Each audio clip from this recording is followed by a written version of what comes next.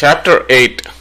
Importance of human birth, Sai Baba begging food, Baijabai's service, Sai Baba's dormitory, his affection of Kushal Chand. As hinted in the last chapter, Hemant Pant now explains at length in his preliminary remarks on the importance of human birth, and then proceeds to relate how Sai Baba begged his food and how Baijabai served him, how he slept in the masjid with Tatya Kote Patil and Mahalspati, and how he loved Kushal Chand. Importance of human birth. In this world universe, God has created billions, 84 lakhs according to Hindu Shastra calculation, of creatures or beings, including gods, demigods, insects, beasts and men, inhabiting heaven, hell, earth, ocean, sky and other intermediate regions. Of these, those creatures or souls whose merits preponderate go to heaven and live there till they enjoy the fruits of their actions, and when this is done, they are cast down, while those souls who preponderate go down to hell and suffer the consequences of their misdeeds for so long a time as they deserve. When their merits and demerits balance each other, they are born on earth as human beings and are given a chance to work out their salvation. Ultimately, when their merits and demerits both drop down, are got rid of completely, they get the deliverance and become free.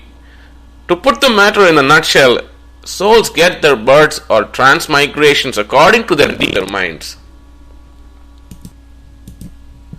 Special value of the human body. As we all know, four things are common to all the creatures, that is, food, sleep, fear, and sexual union. In the case of man, he is endowed with a special faculty, that is, knowledge, with the help of which he can attain God vision, which is impossible in any other birth. It is for this reason that gods envy and aspire to be born as men on earth, so as to get their final deliverance. Some say there is nothing worse than the human body, which is full of filth, mucus, fly, and dirt, and which is subject to decay, disease, and death.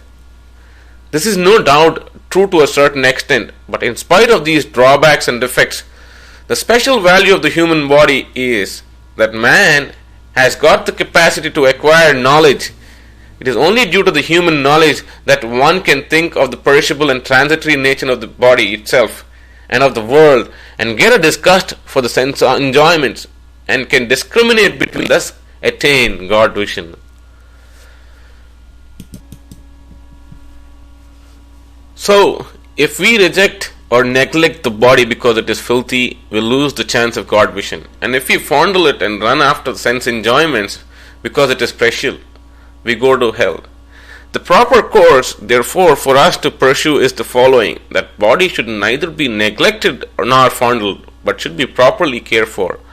Just as traveler on horseback takes care of his pony on the way till he reaches his destination and returns home, thus the body should ever be used or engaged, which is the supreme end of life.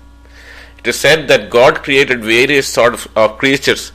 He was not satisfied, for none of them was able to know and appreciate his work. So he had to create a special being, man, and endow him with special faculty, that is, knowledge. And when he saw that man was able to appreciate his Leela, marvelous work and intelligence, he was highly pleased and satisfied. Bhagavat 11.9.28. So, really it is good luck to get a human body, better luck to get a birth in a Brahmin, to get an opportunity having recourse to Sai Baba's feet and surrendering to him. Man's endeavor. Realizing how precious the human life is and knowing that death is certain and may snatch us at any time, we should be ever alert to achieve the object of our life. We should not make the least delay, but make every possible haste to gain our object. Just as widower is most anxious to get himself married to a new bride, or just as the king leaves no stone unturned to seek his lost son.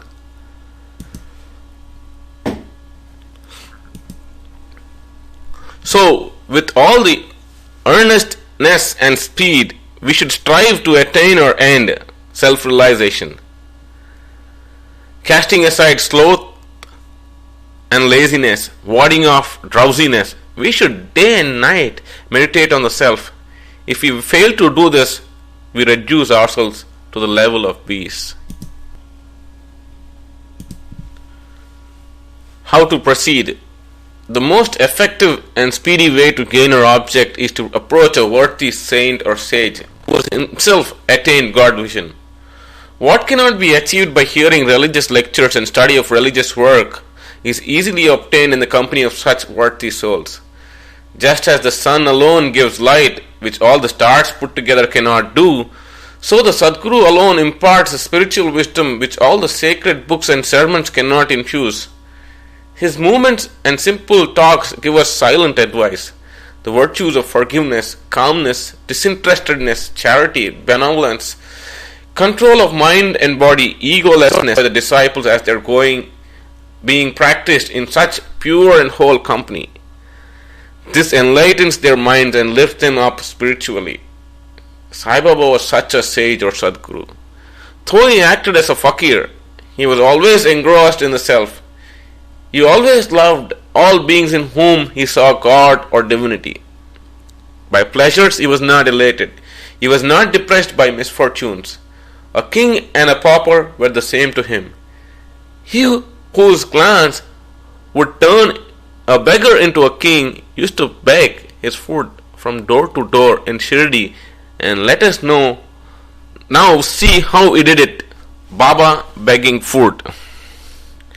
Blessed are the people of Shirdi, in front of whose houses Baba stood as a beggar and called out, "Oh Lassi, give me a piece of bread," and spread out his hand to receive the same. In one hand he carried a tumbrel, a tin pot, and the other a zawli or a chopadari, rectangular piece of cloth. He daily visited certain houses and went from door to door. Liquid or semi-liquid things such as soup were received in the tin pot, while cooked rice, bread and such solid things were taken in the zawli. Baba's tongue knew no taste, as he had acquired control over it. So how could he care for the taste of the different things collected together? Whatever things he got in his zawli and in the tin pot were mixed together and partaken by the Baba to his heart's content. Whether particular things were tasty or otherwise was never noticed by Baba, as if his tongue was devoid of the sense of taste altogether. Baba begged till regular. Some days he went a few rounds, and other days up to 12 noon. The food thus collected was thrown in a kundi, a earthen pot. Dogs, cats and cows freely ate from it, and Baba never drove them away. The women who swept the floor of the masjid took some 10 or 12 pieces of bread to her house, and nobody prevented her from doing so. How could he, who even in dreams never warded off cats and dogs, by food to poor, helpless people? Blessed indeed is the life of such a noble person. People in Shirdi took him in the beginning for mad fakir. He was known in the village by this name. How could one who lived on alms by begging a few crumbs of bread be revered and respected? But this fakir was liberal of heart and hand, disinterested and charitable. Tough, he looked fickle and restless from outside. He was firm and steady inside. His way was unscrutable. Still, even in that small village, there were a few kind and blessed people who recognized his soul. One such instance is given below. Bajabai's brilliant service. Tacha Kote's mother, Baijabai, used to go to woods every noon with a basket on her head containing bread and vegetables. She roamed in the jungles about 3 miles after trampling over bushes and shrubs in search of the mad fakir, and after hunting him out, fell at his feet. The fakir sat calm and motionless in meditation, while she placed a leaf before him, spread the eatables, bread, vegetables, etc., and thereon fed him forcibly. Wonderful was her faith and service. Every day she roamed at noon in jungles and forced Baba to the partake of lunch. Her service, upasana or penance, by whatever name we call it, was never forgotten by Baba till his Mahasamadhi. Remembering it fully, Baba benefited us magnificently. Both the son and the mother had great faith in the fakir, who was their god. Baba often said to them that fakir was the real lordship, as it was everlasting, and so called lordship was transient. After some years, Baba left off going into the woods, began to live in the village and take his food in the masjid. From that time, Bajabai's troubles of roaming in the jungles ended. Dormitory of Trio. Ever blessed are the saints in whose heart Lord Vasudeva dwells, and fortunate the benefit of the company of such saints. Two such fortunate fellows, Tatya Kode Patil and Bhagat Mahalsapati, equally shared the company of Sai Baba. Baba also loved them both equally. These three persons slept in the masjid with their heads towards the east, west and north, and with their feet touching one another at the center. Stretching their beds, they lay on them, chit-chatting and gossiping about many things, till late at midnight. If any one of them showed any signs of sleep, the others would wake him up. He began to snore. Baba at once got up and shook him from side to side and pressed his head. If it was Mahalsapati, he hugged him close, stroked his legs and kneaded his back. In this way, for 14 years, Tatya, leaving his parents at home, slept in the masjid on account of his love for Baba. How happy and never to be forgotten were those days. How to measure that love and how to value the grace of Baba. After passing away of his father, Tatya took charge of the household affairs. Kushal Chand of Rahata. Baba loved Ganpat Kote Patil of Shirdi, equally loved Chandraban Seth Marwadi of Rahata.